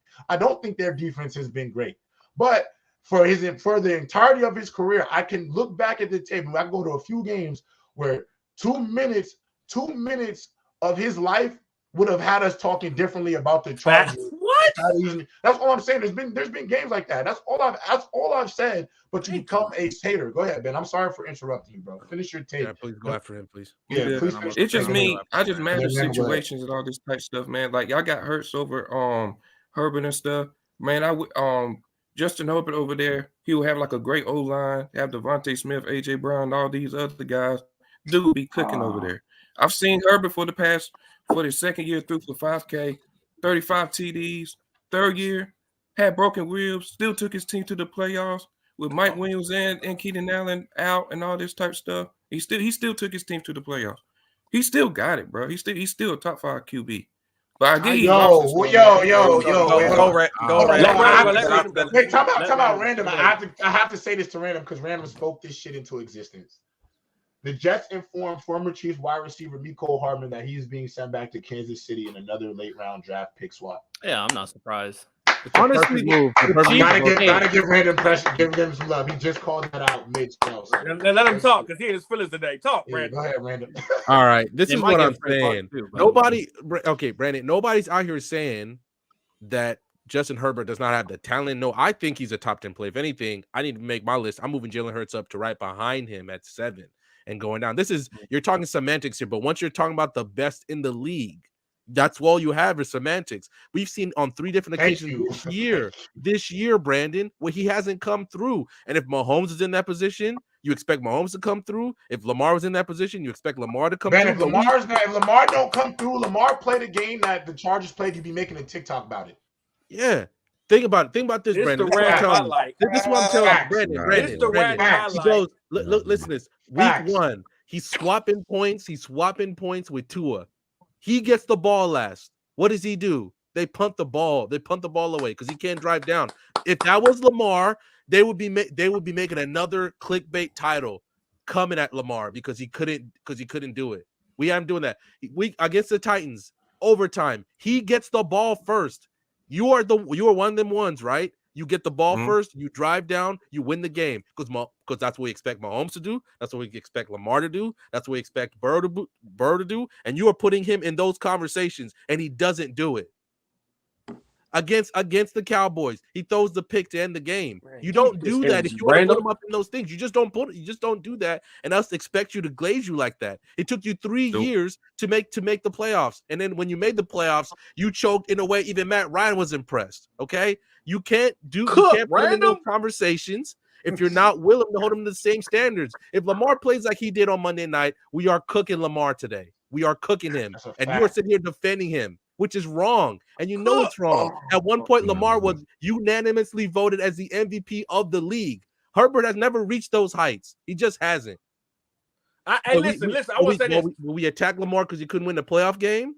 We attacked him because he couldn't win the playoff game. You don't believe me? It was everywhere. They attacked him as a rookie. They attacked him as a rookie overplayed. And we all of a sudden just giving Herbert the fact they took him 3 years to make the playoffs. When you put him up that high, you act like he didn't have talent. Austin Eckler's on this team. Okay, Austin Eckler's on his team. Mike Williams, Keenan Allen, they were hurt. Lamar's weapons are always hurt. Can I say one thing too? Can I say one other thing too? I'm gonna just say it because I hear a lot about Justin Herbert doesn't play defense. How many turnovers did Trevor Lawrence get? Did that Chargers defense have in that playoff game last year? 4 interceptions. Oh my God. 4 turnovers. What do you mean? Oh my God! What do you mean? Oh my God! What are we missing, Ben? He took his team downfield. There was 2. What am I missing? What am I missing? There was 2 missed field goals that game. He still took his team downfield. Ben, he couldn't. Ben, you wouldn't be measuring. Ben, are you kidding me, Ben? Are you kidding me, Ben? You're not hearing nothing random said, Ben. Ben, are you kidding me? I don't you can't excuse Herbert for that loss, bro. You literally can't. You can't. All I'm saying is, I understand, and I can't keep saying it to the chat because you can't convince everybody. I understand that the Chargers have flaws, bro. They have flaws. Every team. But every team has flaws, gang. That's a fact. You still got Khalil Mack and Joey B. You still got Derwin James out there. Like, y'all don't have bums out there playing defense for y'all. I got Asante Samuel Jr. They had a complete team meltdown against the Jaguars, and Justin Herbert was included in the meltdown. But the fact of the matter is, and this is why I say, like, somebody has to say, like, a quarterback, a team gives up 4 interceptions, y'all lose the game, and y'all still are trying to find ways to excuse him from the blame. Come on, man. Bro, it was a complete team meltdown, but he is very much a part of that meltdown. You can say they missed a field goal, but they had multiple short fields in that first half. The short fields didn't happen in the second half, and you couldn't get them 1 touchdown. You only needed to get 1. To expect him to get 1 touchdown, and he's a top 5 quarterback, top 3 to you, Ben. Be expecting him to get 1 touchdown in the second half. That was too much to ask for. It's not too much to ask for. It's reasonable to ask for. Now, on top of that, you can come in after that. You come in after this. And on top of that, bro, I keep telling y'all, Justin Herbert is a top 5 talent, might be the most talented in the NFL. Nobody's taking it away.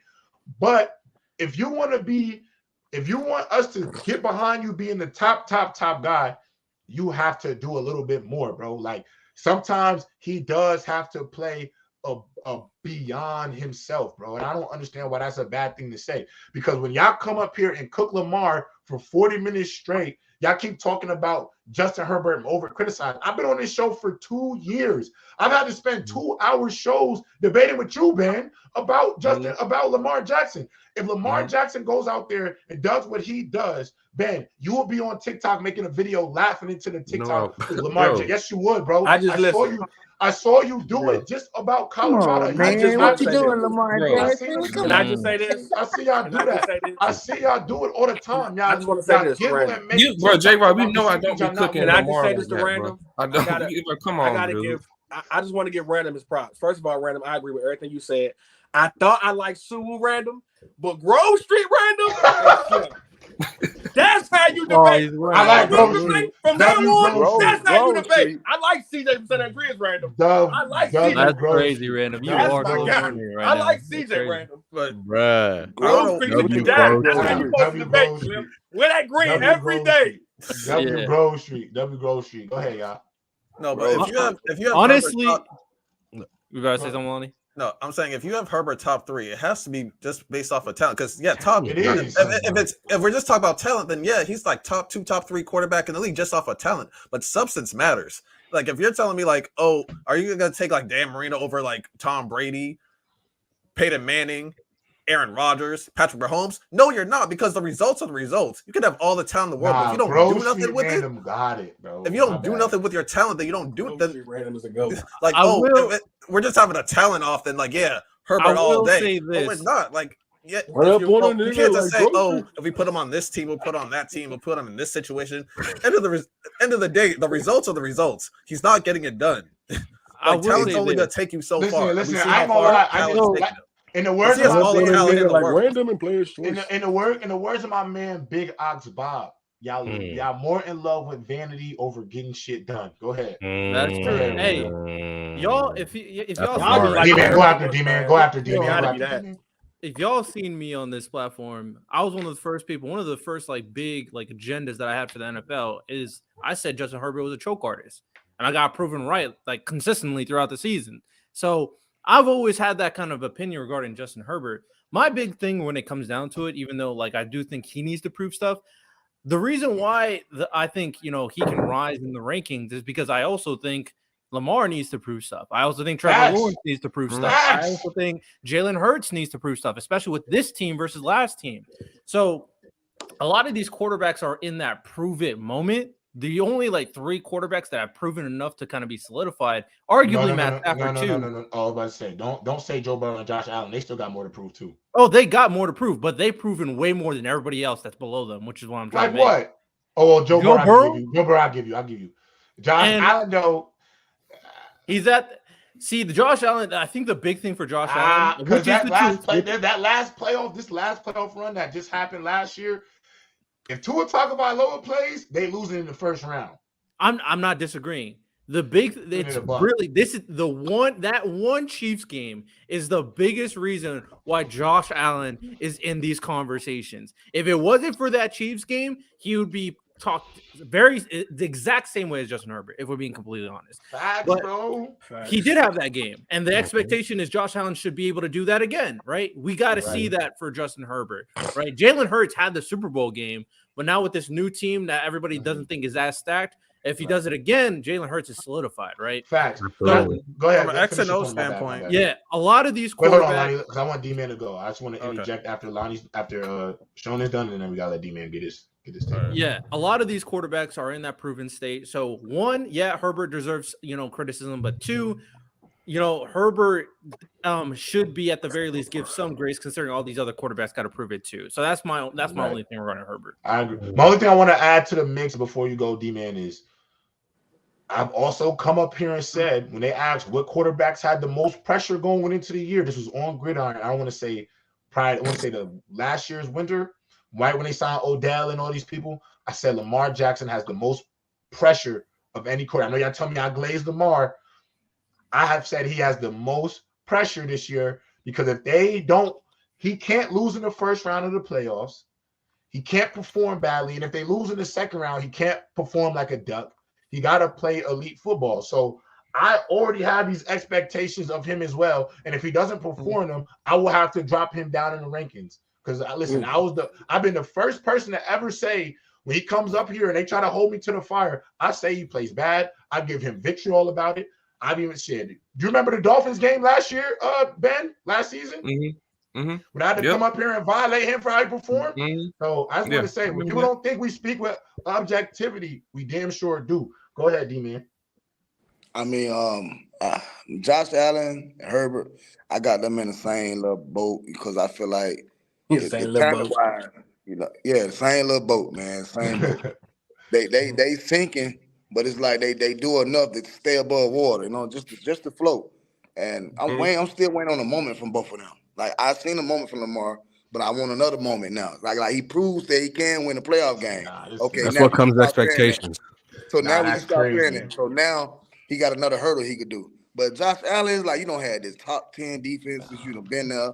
Herbert, hey, you so talented, you don't have all these weapons. The way you dine them up, you should be able to go at least second round in the playoff. We should be able to see some moment where we could see something. Like we could see, because your skill set say one thing, but when it comes down to them big moments, you kind of shell of yourself. Both of them are a big shell of themselves, and I put them in the same little boat, on the same little water, and whatever they at in the lake, they in the same area, man. One of them gonna sink though, and I really feel like it might be Josh first. But at the same time, I just got Herbert might not make the playoffs. Can I say something real quick? Because there's two things I heard, bro, that I just can't. Did Dan Marino play the quarterback position at a higher level than he just had flashier numbers. That's the problem. You literally can't say that because the highest level is the playoffs. That's the highest level. The highest level is the Super Bowl.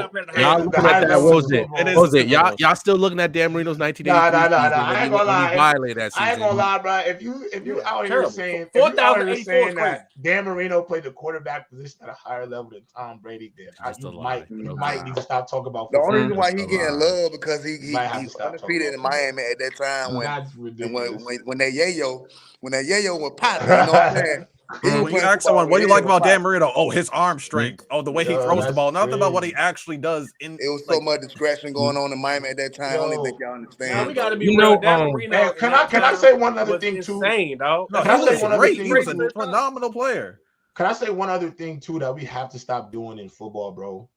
Football is a violent sport. To you guys who have never been in a locker room, never been tackled, never been in a game where there's been 30,000, 40,000 people watching you. And yes, J-Rob has been in that situation. So I'm speaking from live and direct experience. We're not thinking about all these excuses y'all make up when we leave the locker room and lose the game. You got to understand that players that play this game at a high level, we work our asses off all year long, in the summer, even during the season. We got to practice. We got to go out there and have head-on mini car accidents for 40 minutes a week.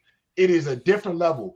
All these little itty-bitty excuses are to football players. They don't really care about them because the only thing that matters is what the win-loss column is at the end of the week for most football players. As fans, y'all can come up with these excuses, but to the players, they're not thinking about that, because at the end of the day, you think after Pat Mahomes lost the Super Bowl, all he could think about is, man, if I just had an offensive line. He wasn't thinking that. He was thinking we lost the Super Bowl. He's thinking about, I just lost the Super Bowl. I wish I could get another crack at it. Nobody's talking about that. You don't think so at all, J-Rob? No.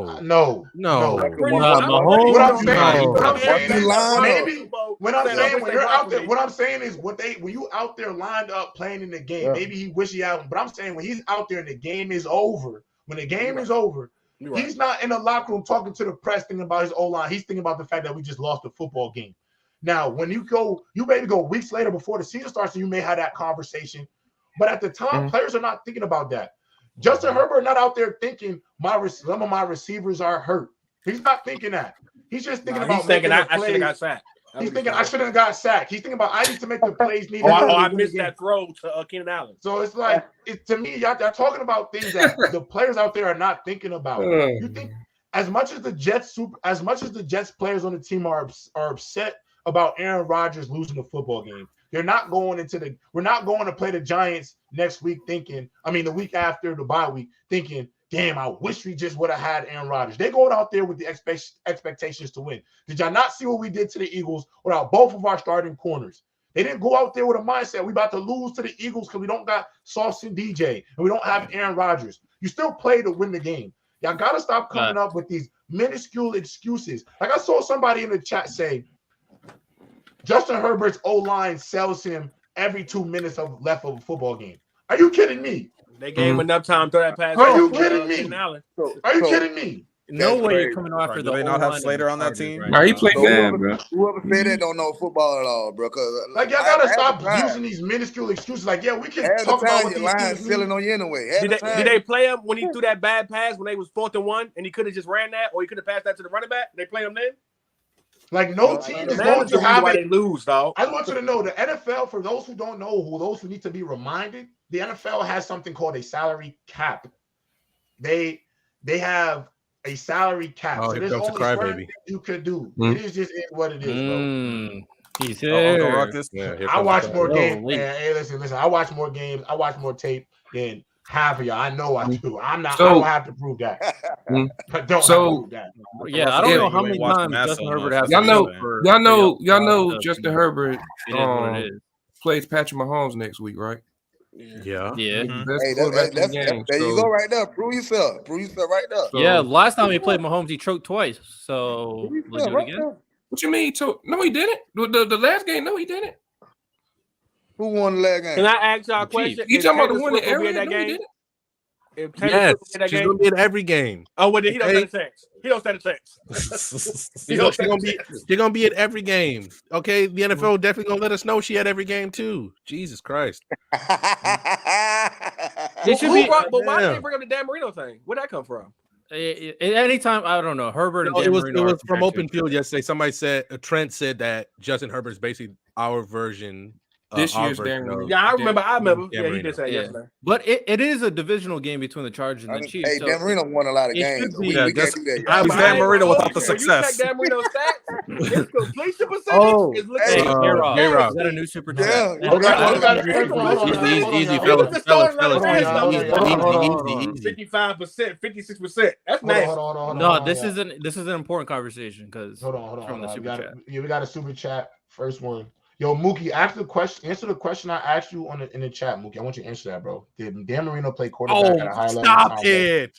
I just want to ask. I just want him to answer that question because Lizzie Goblin, bro. That's all he does. Shout out to Kellen Rollins. Kellen with his first. That's why he don't like you. First ever super chat. Welcome to the show. What are y'all feelings about Kyler? I think he gets a lot of hate for getting one of the worst franchises to the playoffs. Love the show. We love you. I will take him. And to add on to that, to add on to that, Kyler Murray, they're talking like Kyler could return. He's practicing.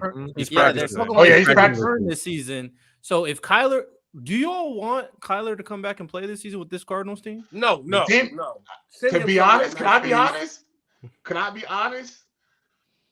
I kind of do. Only because the talent is a little better than I think most people expected. I think Gannon is a better coach than people expected, and I feel like if he goes into the mix, you just don't know. Like I'm curious how they play with Kyler on the field, bro. Not gonna lie. Please send Kyler to Pittsburgh, please. Well, I'll say this. Y'all giving up on Pickett, man. Who? Ain't nobody picking him. That's what. All right, this is the thing with Kyler. I'm thinking this also might be him auditioning for where he goes next year if he comes back. So if they do still end up with one of the worst records in the league, I think they're going to pick a quarterback. They're not going to. Atlanta, the Steelers. I don't know. I'm starting to think personally. He can go to Pittsburgh. Don't come over here in the 8. No, we don't need that. No. Personally, I'm starting to think that the Cardinals might Kyler Murray. So the Duwop can go over there. We don't need him over here. They're going to be the same thing. Come on, that's playing better. I would definitely take Stuart Little over that picking you go. Kyler Murray, though, he has been. I think that there is a chance that the Cardinals do keep Kyler Murray, especially considering how Jonathan Gannon tried out of his way to connect with Kyler Murray before the beginning of the season. And if this team is this competitive with the Cardinals already, there's something to be said. It's like, okay, would you rather have a rookie quarterback that's not going to be one of the top 3 quarterbacks, or would you rather be competitive again with Kyler Murray? And I think there's a legit argument that I would rather have Kyler Murray and then start winning games again. I think the Hall. Is Joshua Dobbs? Is their quarterback the one with the alopecia? Yeah. Cardinals really not a bad team. So I'll say this. I think I agree. They're not a bad team. I think the potential haul you could get for Kyler will make it justified. That's what I'm saying. I don't think it would. Yeah, so they would have to reset their whole team, and then they would have to go. You just insert the quarterback and keep the rest of the team. I think somebody would pay a good dime. They're not going to get a good enough pick to get a top 3 quarterback. You're hoping that a 4th quarterback in the draft will be good enough to start winning games immediately. I don't know about that. The Cardinals right now, as constituted, are not even good enough to win a playoff game. They're not. They're not good enough to win a playoff game unless they play the Cowboys. Depends on the who Cowboys they play in the playoffs. But this is what I think. And then they can re-up next year in the offseason. This is what I'm saying. Win enough games Send that man. Send him to Atlanta, man. Send him to Atlanta, man. So this is what I'm saying. You trade him, you get a haul back, and if that means you keep Josh Dobbs for another year, you keep him and you draft a quarterback and sit him. Josh Dobbs is clearly good enough to work in your system with the new coach. Chill. Kyler is nice. Kyler is nice, but I'm saying this. No, I ain't gonna lie, bro. The way I talk about Kyler, but the way I'm not. Hold on. Let me finish, please. Bro said let me finish. Kyler's a fraud, bro. No, I did not say Kyler's a fraud. I think Kyler could help somebody else. Not you, Dave. My dog Dave. He mentally already left the Arizona Cardinals. Yeah, this is what I'm saying. Yeah, Kyler talked to with the new coach, it could be facts. Please, this is what I'm saying. Kyler Murray is still a good quarterback, but I still think we're still far away from where we truly need to be. We're looking up. We're still looking up, way up at the 49ers, and we got to get at least as good as the Seahawks, which I don't think the Cardinals are. So I'd rather get a haul back. You get a new quarterback, and you build with that team again. The haul you could get for a Kyler Murray for a desperate team who needs it. It's crazy because I'm telling you, I don't think it's as crazy. I think you are getting a top level quarterback. Yeah, I think a lot of people trade big time. Atlanta. I feel like Atlanta would pay premium dollars for what? Like what kind of trade? They're not winning with Desmond Ritter. What kind of trade are they getting? I can't tell. I'm not in. Okay, I'm not in the. I see what they did with Deshaun Watson. Yeah, hold on. They paid. He's not getting that. He's not getting Deshaun Watson. But look, I'm not in the meeting room, so I don't know what GM is willing to put up on the table, but you were talking multiple picks back, maybe even a good player or two. I'd rather do that and start over. That's what I'm looking. Hold up, please. Let me finish my last statement. This is how I'm looking. Go ahead. You're looking right now. In order, we wanted to be at one point be a force in the division, and I'm looking right now at the 49ers. We're not catching that. We're not catching that in a year. We might not even catch that up to that talent level in 2 years. Okay. We're trying to catch up to the Seahawks, and the Seahawks to me are just a better team than them. I didn't even mention the Rams, who are also a better team than them. They're by far, at least in my opinion, the worst team in the division. Easily. So I'd rather, all right, hey, let me send him off, get assets back, and if that means we got to wait a few years and continue to tank the season, I'm still tanking. Hold on, y'all. Let me get to this. We only got 6 minutes before we got to get to the show. WJ Rob early is on crack 70% of the time. 75%. Hey man, as long as you paying. As long as you watching, as long as y'all watching, as long as you paying. But J Rob, about the 2028 way too early predictions on what BOB looking ass. What the QB room will look like.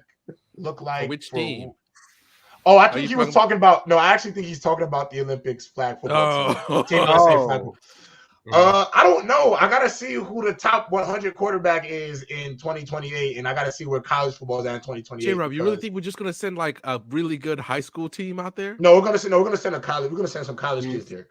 We're not gonna. But the thing is, what people don't realize, the Olympics is in July, and it's gonna be them kids are gonna have to go right to camp right after the Olympics. So they're gonna be stuff. Man, send Brock Purdy so he can show you he's. They're not sending. They're not gonna. No franchise quarterback is going.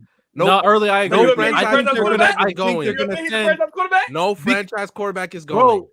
people want to win a gold medal though. Like that's like on someone's bucket they'll list. put it in their contracts. They definitely will go to the Olympics. They'll put it in their contracts. The NFL is maybe the only Do one. they need to start a quarterback? Why they can't just use a third, sixth screen? Like, no, I don't disagree. But look, like, this is what's going to happen. This was if someone like Jalen Hurts was like, I want to go to Olympics to win a gold medal, and the owner will tell him no. The owner will tell him no. What? You can find him. They don't. They'll find him. They will not let him go. They will not let him go at all. I don't know. They're investing over hundreds of millions of dollars into this guy. And he gets hurt in the NBA, and they go to the Olympics. What? That's the NBA's different. The NBA, the basketball NBA is different. It just is. It's also been they get paid millions for a longer time. They've been ingrained. It's been ingrained for a longer time. Michael said he'll play the Olympics. Yo, imagine Michael Parsons, the middle linebacker for Team. They're not going to let him. I'm just saying though. I want to say this though. If NFL players can go to flag football random, just put the gold medal on this right now. I got you, but they're not going to let him go. Because imagine explaining. Hey, go ahead. I want them to bring out everybody. Hold on. Listen, J-Rob. Imagine being the head coach of the flag football team and then you got to call Jerry Jones and tell him, yeah, Michael Parsons just tore his ACL. Go ahead, call him. Jerry Jones. NFL contract. They'll never do that. Even flag, it's just too physical. They'll never do that. Let me make sure I get these super chat. W stream, W balls, grocery. Don't want to. Edge, you can get the smoke. I didn't miss anything. All right, we got about 3. You don't want to do that. We got 3 minutes. Angie, go for real. We got 3 minutes. Hey, we got 3 minutes here. We got 3 minutes left, y'all. Before we go, I want to say thank y'all fellas for coming up here. I thought today's debate was definitely awesome. For sure. Make sure y'all pull up to Open Field tomorrow. Open Field will be a special 2-hour show. First hour with the guys is always chopping it up. But that second hour, we got the starting quarterback for the University of Connecticut, Taquan Roberson, and the starting tight end one for University of Connecticut, Justin Jolie, to talk about their college experience and what they're going through right now. It's going to be a great conversation for y'all who have questions about NIL, the experience playing college football. These are two guys who are currently competing at the Division I level, so make sure I go tap in with them. And one more thing, I will be subbing in for Big Ox Bob today on Chill with Chill as the host with Chill. So make sure y'all come kick it. Make sure y'all come kicking for Chill with Chill. I'll be hosting specifically for Bob, Big Ox Bob. I apologize if you prefer Bob over me. I'm just doing my job, guys. He needs a sub. They call J-Rob to sub. And with that being said, I love y'all for watching. Even the haters, man. Even the haters. I love when y'all watch because y'all gotta understand. Y'all gotta understand something. In the words of my man Riley, if they ain't hating on you, you doing something wrong. So I appreciate y'all for making sure y'all Grove Street, W Grove Street, and I love the time that y'all take to come watch us every week. Y'all are making Press Box big. And just so y'all know, every y'all who's been tapping in, y'all have been making sure that football is getting represented the right way on Players' Choice. So pat yourselves on the back, haters and all. The fact that y'all watching is making Players' Choice bigger. Just because of y'all watching, we brought college football back to Players' Choice through Open Field. So give yourselves the credit for tuning in on these weekdays. We love y'all and we appreciate y'all for tuning in. We'll see y'all next Thursday. We'll see y'all this Thursday. And Gridiron tonight at 9.